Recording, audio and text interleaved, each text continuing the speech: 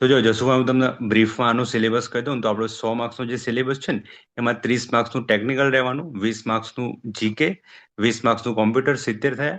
અને 10 10 10 માર્ક્સ એનું ગુજરાતી, ઇંગ્લિશ અને મેથ્સ રીડિંગ રહેશે, બરાબર. તો નોર્મલી આપણે વિદ્યાર્થીઓ કેવી રીતે ટેવાયેલા હોય, તો કે 20 માર્ક્સનું જીકે હોય, 20 માર્ક્સનું કોમ્પ્યુટર હોય, તો કે બંનેને આપણે સેમ ઉર્જા આપીશું. 10 માર્ક્સનું હોય તો અડધી ઉર્જા અથવા અડધો સમય આપવાનો. હકીકતમાં એવું ના હોય. હકીકતમાં આપણા સબ્જેક્ટના નેચર મુજબ કામ કરવું પડશે. દાખલા તરીકે જીકે 20 માર્ક્સનું થયું. હવે આમ જોવા જઈએ ને તો જીકે દરિયો કહેવાય. જીકેમાં બધું જ આવી ગયું. એમાં ભૂગોળ, ઇતિહાસ, કલ્ચર, બંધારણ, કરંટ અફેર્સ, આવા બધા વિષયો આવી ગયા. એક સારી બાબત કહેવાય કે આપણા સિલેબસમાં જીકે લખ્યું 20 માર્ક્સમાં, આગળ ગુજરાતનો ઇતિહાસ, ભૂગોળ, કરંટ અફેર્સ કર્યું ગુજરાતનું, પણ છતાં એમાં જીકે તો એડ થયું જ. તો કંડક્ટર માટે જો આપણે વાત કરીએ તો એવી રીતે કરી શકાય વિદ્યાર્થીઓને, કે તમે જીકેમાં જે આપણને ખબર હોવી જ જોઈએ કે ભાઈ આપણા સૌથી પહેલા વ્યક્તિ કોણ હતા ભારતમાં, ગુજરાતમાં સૌપ્રથમ મહિલા કોણ, મોટી વસ્તુઓ કઈ, તો એ તમે તૈયાર કરી દો. એટલે એક તમારું એક ફ્રેમવર્ક તૈયાર થયું કે ભાઈ આપણને પેલા વડાપ્રધાન, રાષ્ટ્રપતિ, ઉપરાષ્ટ્રપતિ, એટર્ની જનરલ કે આ બધું ખબર હોવી જોઈએ. એ રીતે તમે આગળ વધશો ને, સર્કલ મોટું કરશો ને, તો એ બેટર ઓપ્શન છે જીકે 20 માર્ક્સ માટે. કમ્પ્યુટરની વાત કરીએ ને તો કમ્પ્યુટરમાં વાંધો નહીં, પણ કમ્પ્યુટરમાં તમે શું કરો, અલ્ટિમેટ જેટલું કન્સેપ્ટ ક્લિયર કરશો ને એટલું એ શબ્દો યાદ રહેશે. અત્યારે મેં જોયું સ્ટુડન્ટને શું છે કમ્પ્યુટરમાં, ડેટા, ઇન્ફોર્મેશન, હાર્ડવેર, સોફ્ટવેર, એવી સામાન્ય બાબતોમાં તકલીફ પડતી હોય. હું તમને સિમ્પલ એક ઉદાહરણ આપું ને, સ્ટુડન્ટના મગજમાં શું હોય કે ભાઈ હાર્ડવેર એટલે જેને ટચ કરી શકાય, તો input devices, output devices, CPU hardware થયું.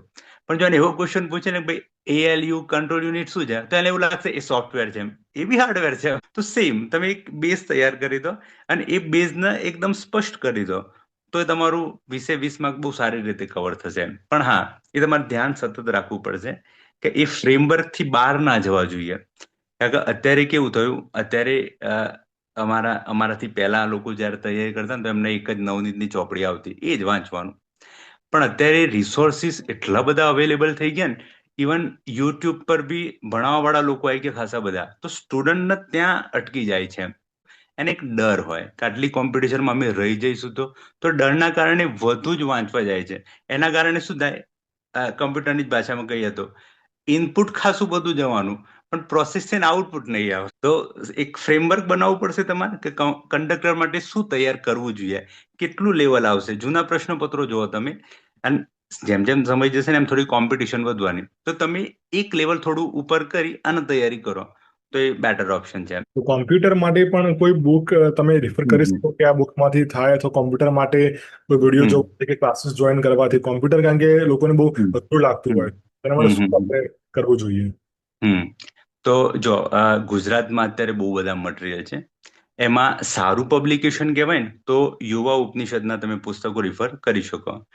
પણ એમાં થાય કેવું, હમણાં જ મેં એક થોડુંક નેગેટિવ થવાનું હું બુકનું નામ નહીં બોલું, પણ એક બુકે શું કર્યું, 100 માર્ક્સમાંથી 30 માર્ક્સનું જે ટેકનિકલ છે ને આપણું કંડક્ટરનું, એની 350 પેજની ચોપડી બનાવી. હવે એ હું વાંચવા જાઉં છું ને તો મને એમાં સમજતા તકલીફ પડે છે, કારણ કે એ લોકોએ શું કર્યું, એમાં જેટલો પોસિબલ છે ને બધો ડેટા નાખી દીધો. તો છતાં તમે જો ઘરે જ બેસીને વાંચો છો તો યુવા ઉપનિષદના પુસ્તકો લઈ દો. યુવા ઉપનિષદે શું કર્યું છે, 650 672 પેજની એક બુક બનાવી છે સ્પેશિયલ કંડક્ટર માટેની. તો એમાં જે કમ્પ્યુટર પોર્શન આવે ને એ તમે વાંચવાનું ચાલુ કરો, પણ તમે એ વાંચતા સતત ધ્યાન રાખજો કે એમાં સમજો આપણે 5 જનરેશન સુધીના કમ્પ્યુટર હોય, એમાં દરેક જનરેશનમાં કયો કયો ડેટા એડ થતો ગયો, તો એ લોકો એમાં બધા જ ઇન્ફોર્મેશન આપી દીધું.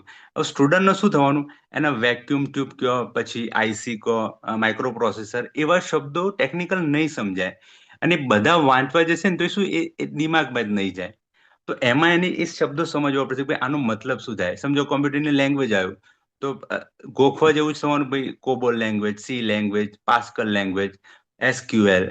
તો બુકમાં સમજો આપણે એમ કે 100% કમ્પ્યુટર આપ્યું યુવા ઉપનિષદની ચોપડીમાં, તો એ 100%માંથી સ્ટુડન્ટના કામનું 50 થી 60% રહેશે. એ એ સમજી ગયો આટલું મારે તૈયાર કરવાનું, તો પછી એને સમજાઈ જશે.